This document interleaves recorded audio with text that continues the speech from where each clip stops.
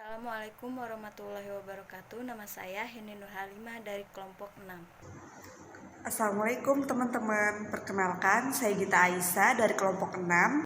Assalamualaikum teman-teman, saya Nurkolis Masjid dari kelompok 6. Saya akan menjelaskan pertemuan 11 tentang pelaporan segmen, evaluasi pusat investasi, dan penetapan harga transfer. Desentralisasi pusat pertanggungjawaban akuntansi. Perusahaan melakukan desentralisasi untuk meningkatkan efisiensi dan efektivitas secara keseluruhan. Banyak perusahaan yang mulai menerapkan sistem desentralisasi. Desentralisasi di sini adalah sebuah kebebasan dalam mengambil keputusan. Misalnya, dalam suatu organisasi yang menggunakan sistem desentralisasi ini, manajer tingkat rendah akan lebih mudah dalam membuat dan mengimplementasikan keputusan. Sedangkan dalam sistem sentralisasi, membuat manajer tingkat rendah hanya bertanggung jawab pada implementasian keputusan. Adapun alasan-alasan pengimplementasian sistem desentralisasi ini adalah 1. Para manajer lokal dapat membuat keputusan yang lebih baik berdasarkan informasi lokal yang ada. Kedua, para manajer lokal dapat memberikan keputusan atau respon yang tepat waktu dalam kondisi-kondisi yang cepat berubah. Ketiga, pada aspek perusahaan besar, sistem ini membantu dalam keterbatasan kognitif karena tidak ada orang yang dapat memahami secara menyeluruh dan mendetail setiap jenis pasar dan produk secara utuh. Keempat, sebagai media untuk melatih dan memotivasi para manajer lokal. Yang terakhir, sebagai pembebas manajer puncak dari masalah operasional sehari-hari, sehingga mereka dapat lebih fokus untuk memikirkan hal-hal jangka panjang (perencanaan strategi).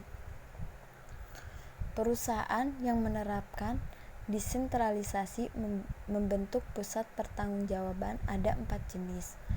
Yang pertama, pusat biaya. Yang kedua, pusat pendapatan. Yang ketiga, pusat laba. Dan yang keempat, pusat investasi. Adapun perbedaan perhitungan biaya absorpsi dan biaya variabel. Perhitungan biaya variabel dengan absorpsi memiliki perlakuan berbeda terhadap OHP tetap. Perhitungan biaya variabel memerlukan OHP sebagai beban periode, oleh karena itu biaya unit produksinya terdiri dari bahan baku langsung, tenaga kerja langsung, dan OHP variabel. Sedangkan biaya absorpsi memerlukan OHP sebagai biaya produk. Jadi, biaya unit produksi menurut absorpsi terdiri dari bahan baku langsung, tenaga kerja langsung, OHP variabel, dan bagian dari OHP tetap.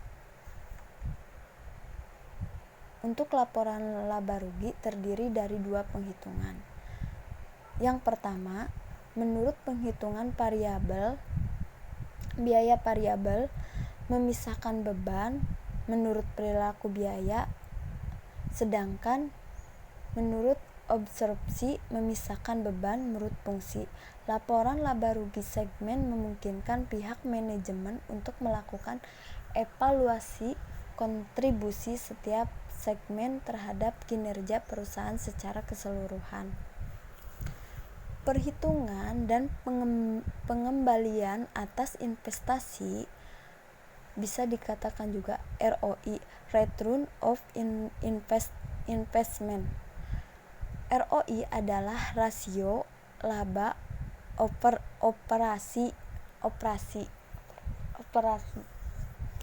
terhadap aktivitas operasi rata-rata. Rasio ini dapat dibagi menjadi 2 komponen. Yang pertama, margin. Margin adalah rasio laba operasi terhadap penjualan dan perputaran rasio penjualan terhadap aktiva operasi rata-rata. Kedua, laba residu. Laba residu adalah selisih antara laba dengan tingkat minimal pengembalian yang diminta perusahaan dikalikan dengan modal yang dipakai. Mirip dengan laba residu, bedanya laba setelah pajak dan persentase aktual dari biaya modal digunakan dalam perhitungan. Penetapan harga transfer pada perusahaan desentralisasi. Ketika hasil produksi atau divisi digunakan sebagai bahan baku produksi oleh divisi lain dalam satu perusahaan, maka akan membuat timbulnya harga transfer. Harga transfer merupakan pendapatan bagi divisi yang menjual dan merupakan biaya bagi divisi yang membeli. Ada 3 kebijakan penetapan harga transfer yang lazim. Yang pertama, harga pasar. Yang kedua, harga transfer berdasarkan biaya. Dan yang ketiga, harga transfer berdasarkan negosiasi. Adapun 3 metode transfer pricing. Yang pertama, metode transfer pricing berdasarkan harga pasar perantara yang ditentukan dengan baik. Harga pasar perantara yang sudah ditentukan dengan baik bisa digunakan untuk menentukan harga transfer. Contohnya, perusahaan pertama, harga jual di pasar perantara jika produk dijual ke pihak eksternal adalah Rp25, sedangkan biaya variabel Rp15. Perusahaan kedua, harga pasar akhir di luar adalah 100. Divisi XYZ (harga beli di luar) sama dengan Rp25 ditambah biaya variabel divisi ABC adalah Rp20. Pertanyaannya, berapakah harga transfer yang seharusnya untuk mengelola transfer produk antara dua divisi tersebut? Harga transfer sama dengan biaya variabel persatuan ditambah pengorbanan margin kontribusi persatuan atas penjualan ke pihak eksternal. Harga transfer sama dengan Rp15 ditambah Rp25 dikurangi Rp15 sama dengan Rp25. Jadi, harga transfer yang seharusnya adalah Rp25, yaitu harga yang dibagi perusahaan 1, merupakan harga jual di pasar perantara. Untuk metode kedua, metode transfer pricing berdasarkan harga berubah di pasar perantara, masih menggunakan contoh soal transfer pricing sebelumnya.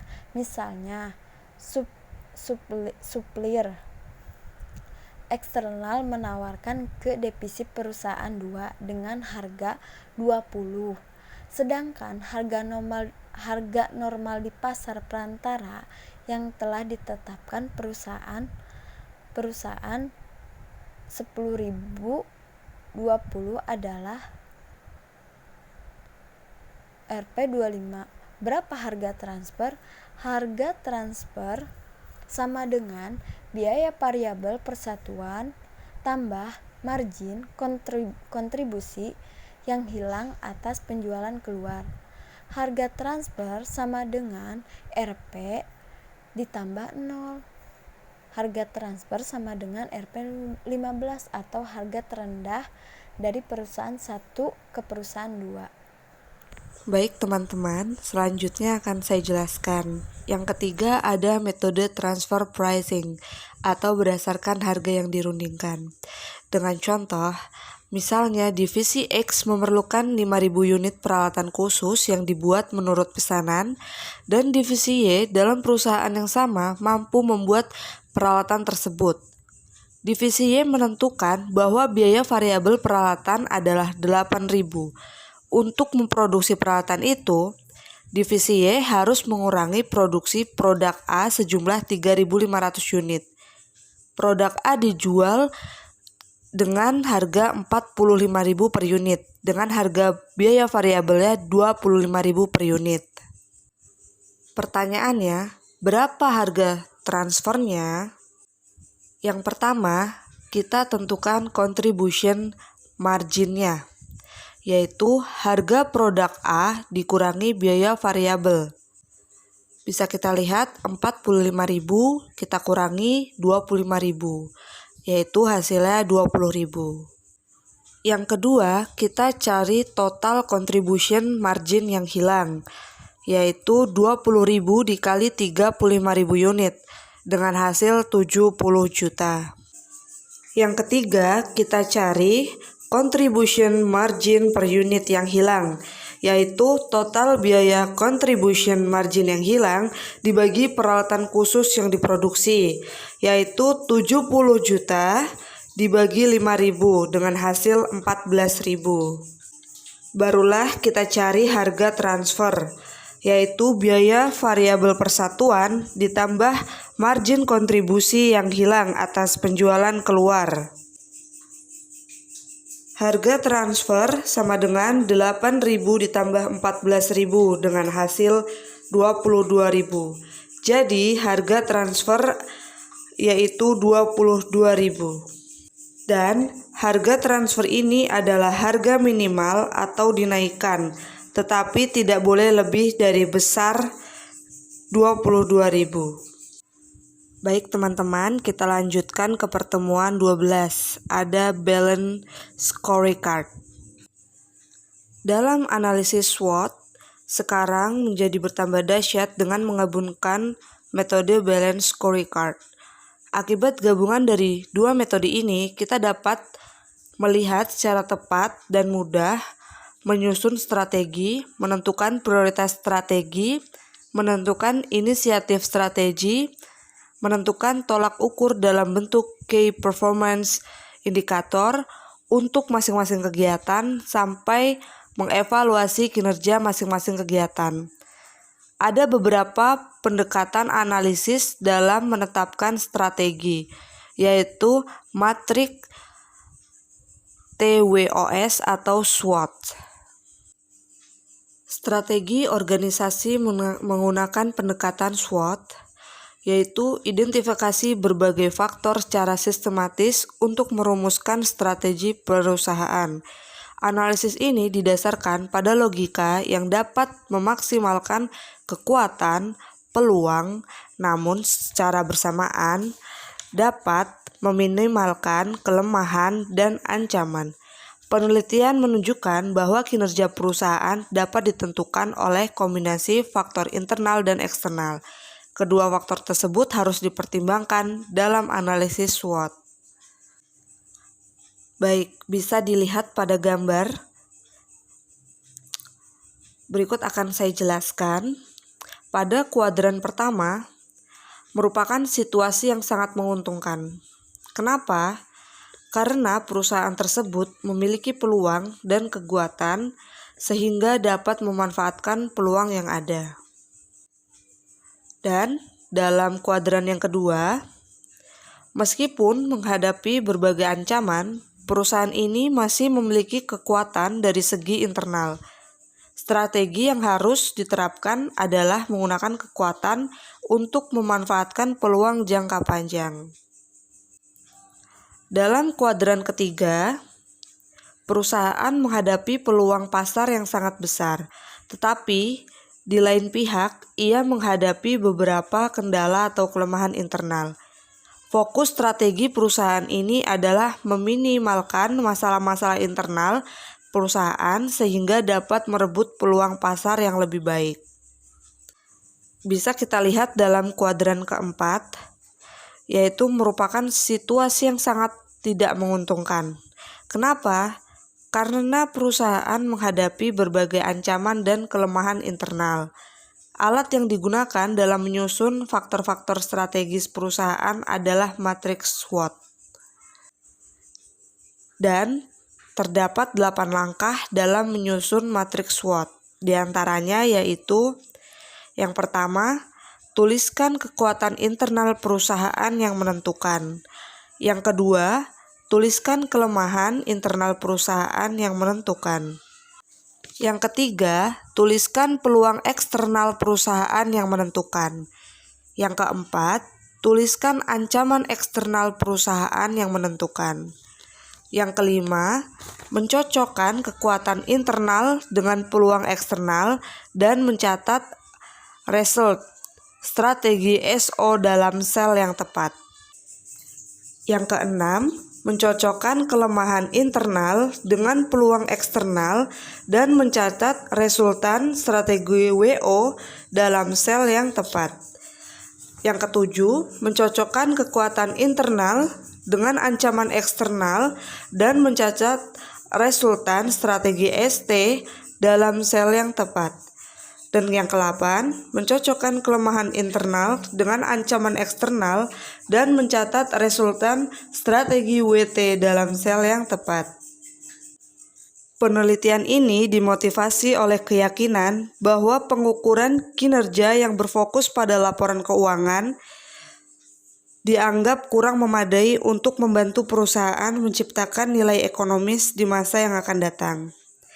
Balance Scorecard secara singkat adalah suatu sistem manajemen untuk mengelola implementasi strategi, mengukur kinerja secara utuh, mengkomunikasikan visi, strategi, dan sasaran kepada stakeholders. Balance Scorecard sendiri memberikan manfaat bagi organisasi dalam beberapa cara, yaitu menjelaskan visi organisasi, menyelaraskan organisasi untuk mencapai visi itu, mengintegrasikan perencanaan strategis dan alokasi sumber daya, lalu meningkatkan efektivitas manajemen dengan menyediakan informasi yang tepat untuk mengarahkan perubahan. Sekian penjelasan dari saya, akan dilanjutkan oleh rekan saya selanjutnya. Terima kasih. Balance Scorecard merupakan suatu sistem manajemen strategis atau lebih tepat dinamakan suatu strategi basic accounting system yang menjabarkan misi dan strategi perusahaan ke dalam tujuan operasional dan tolak ukur kinerja, di mana balance scorecard ini memiliki karakteristik seperti berikut. 1. Comprehensive. 2. Coherent. 3. Keseimbangan. 4. Terukur.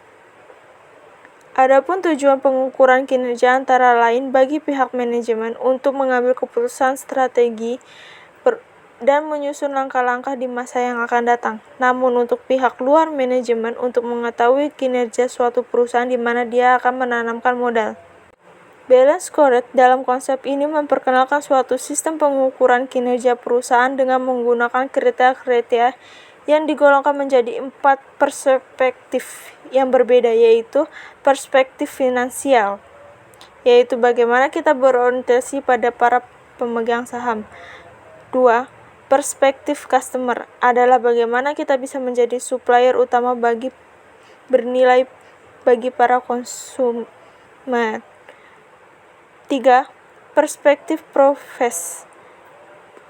bisnis internal, yaitu proses bisnis apa saja yang terbaik yang harus kita lakukan dalam jangka panjang maupun jangka pendek untuk mencapai tujuan finansial dan keputusan customer.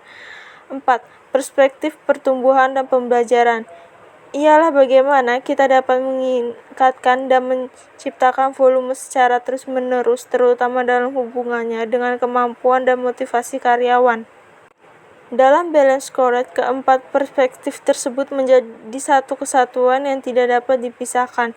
Keempat perspektif tersebut juga merupakan indikator pengukuran kinerja yang paling melengkapi dan saling memiliki hubungan sebab dan akibat. Contoh Balance Scorecard. Setelah penjelasan singkat mengenai Balance Scorecard di atas, di bawah ini salah satu contohnya adalah terbagi menjadi 4 perspektif Balance Scorecard serta ukuran kinerja.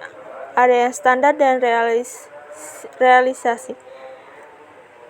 Perspektif pelanggan. Ada indeks kepuasan pelanggan dan indeks citra perusahaan. Di situ juga dijelaskan bagaimana standar perusahaan dan untuk realisasi perusahaan. Ada pula perspektif pembelajaran dan pengembangan. Ada pula perspektif data keuangan, profit, total cost, ROA, ROE, dan TATO, serta RG. Dari data tersebut dapat kita lihat melalui tabel bahwa terdapat total 12 ukuran kinerja 10 tolak ukur yang sesuai standar atau target yang ditetapkan, sedangkan 2 lainnya tidak memenuhi. Untuk menghitung total perspektif kinerja, digunakan rumus jumlah standar yang dicapai per jumlah ukuran kinerja dikali 100%, maka 10/12 dikali 100%, hasilnya adalah 83,33%. Dengan demikian, 83,33% dapat dikatakan perusahaan secara keseluruhan mempunyai kinerja yang baik.